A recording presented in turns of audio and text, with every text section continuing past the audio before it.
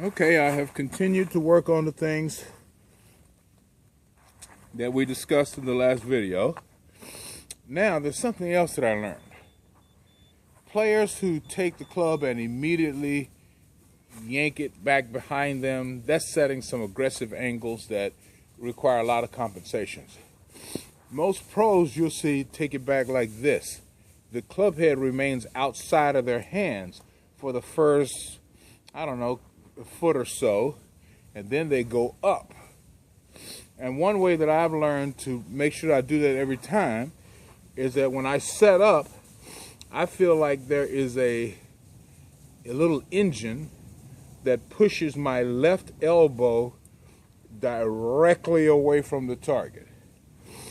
That shifts my weight really good.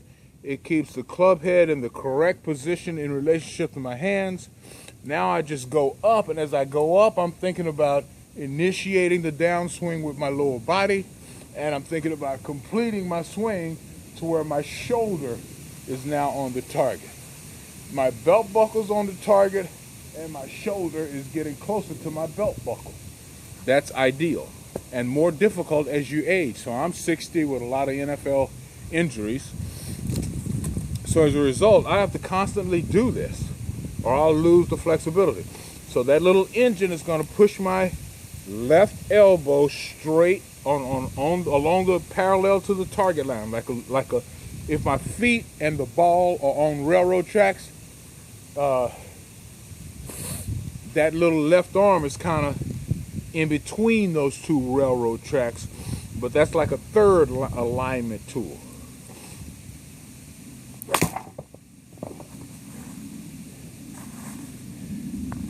So lower body rotation and complete body rotation.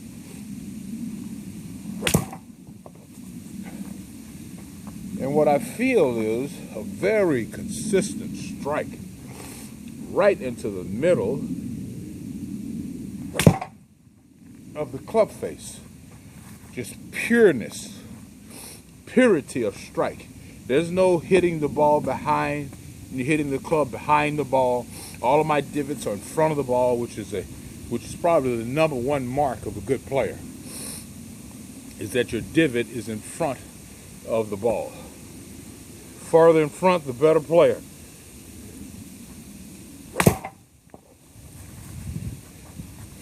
And really, this is all there is to golf. It's a swinging motion, that little engine in my elbow, lower body, complete. If you get lower body and complete this winter, your friends won't know who you are. Lower body and complete. That was a little, I'm yelling and talking. That was my first bad contact. All right, you know what I'm trying to do. I don't have to talk about it.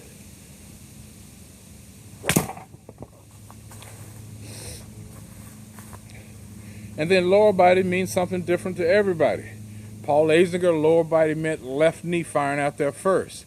Some guys think it means both knees moving toward the target. Some people think it means the left hip is clearing out of the way. Some people think it means that the right hip and the right side are rotating forward. So you got to find which lower body focus is your fingerprint. I tried clearing the left hip that time. Wasn't as good a strike. Let's try it again. Better strike. Clearing the left hip makes the most sense to me.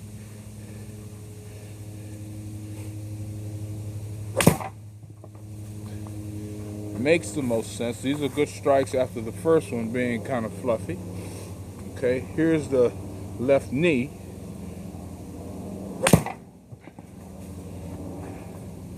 That feels like it could even be faster, but you got to go through all of these things. Here's right hip.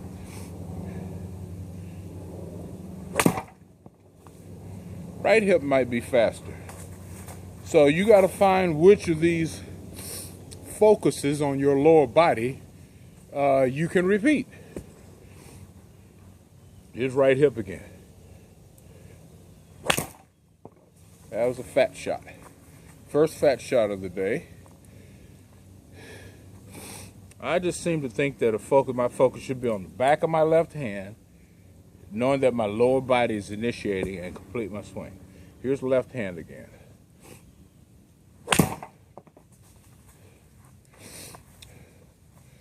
So if I just say, for me, if I just say, let my left hand fall in front of my body, don't get it stuck back here because I'm out racing myself.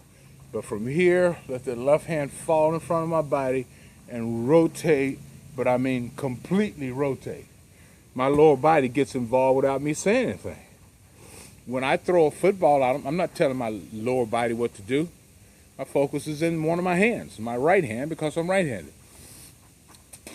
So I think the lower body is reactionary once you convince yourself through these little drills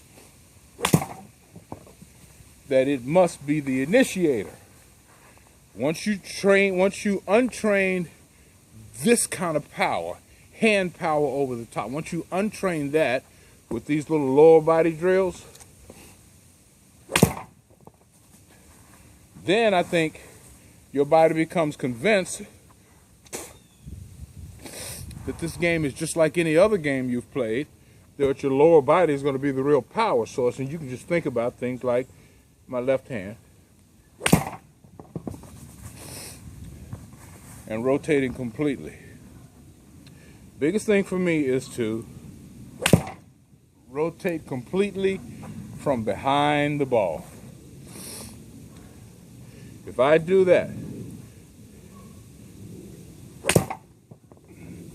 as I'm dropping my left hand, as I'm giving the club to gravity, as it's falling down, if I'm thinking about over-rotating or completely rotating, then my entire body, beginning with my lower body, gets involved with the swing. So that's the beauty of it is, yeah, if I'm thinking about total rotation, remember the movie Total Recall? Let's call this total rotation. Swing, total rotation. Now I've eliminated the falling left hand. I've eliminated the knee, the lower body stuff. By just saying rotate, you can't rotate without your legs. You know, who's that flexible? Your legs have to twist all the way around for you to rotate. And you spin a top from the bottom up. So that's going to naturally happen if I say swing, rotate.